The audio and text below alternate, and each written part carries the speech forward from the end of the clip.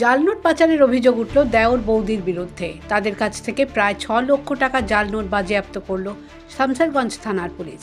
মঙ্গলবার রাতে শামসেরগঞ্জের ডাকবাংলো তারাপুর সংলগ্ন ১২ নম্বর জাতীয় সড়ক থেকে এক মহিলা সহ ৩ জনকে গ্রেফতার করা হয়। পুলিশ জানিয়েছে ধৃতদের নাম মারিয়াম বিবি, খাবির শেখ এবং বেলাল হোসেন। সকলের বাড়ি মালদা জেলার বৈষ্ণবনগর থানার পার বৈদ্যনাথপুর গ্রামে। মারিয়াম বিবি এবং বেলাল হোসেন সম্পর্কে দেওর ও বৌদি। বুধবার সকালে সাংবাদিক সম্মেলন করেন জঙ্গিপুর পুলিশ জেলার অতিরিক্ত পুলিশ সুপার সৌম্যজিৎ বড়ুয়া। তিনি জানান, কোথায় কার হাতে এই নোট পৌঁছে দেওয়ার কথা ছিল তা খতিয়ে দেখছে পুলিশ।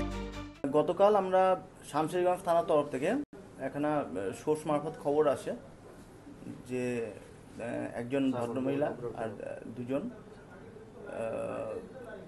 মালদার বৈষ্ণবনগর থেকে কিছু জিনিসপত্র এনে এখানে টাকা পয়সা এনে এখানে সেটার এক্সচেঞ্জ করবার চেষ্টা করছে বা কিছু এখানে সাসপিশিয়াস মুভমেন্ট আছে। আমরা সেটা খবর পেয়ে শামসেরগঞ্জ থানার তরফ থেকে আমাদের লেডি অফিসার ইন্দিরা এবং আমাদের থানার যারা অফিসাররা আছে, অফিসার ফোর্স, সকলে মিলে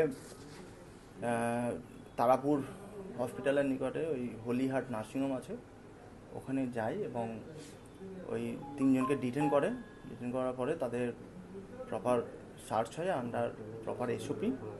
সার্চ করার পরে তাদের কাছ থেকে, তাদের এক্সক্লুসিভ পজিশন থেকে ৬ লাখ টাকা মতন, যেটা suspected two B fake Indian currency note বা FICN, এরকম টাকা উদ্ধার করে তাদের কাছ থেকে। দিন কয়েক আগেই জাল নোট পাচারের অভিযোগে এক মহিলা সহ ২ জনকে গ্রেফতার করে জঙ্গিপুর পুলিশ জেলার পুলিশ। এবার উদ্ধার হলো প্রায় ৬ লক্ষ টাকা। বুধবার ধৃতদের জঙ্গিপুর আদালতে পাঠানো হয়। ৭ দিনের পুলিশ হেফাজতের আবেদন জানানো হয়েছে। The wall bureau.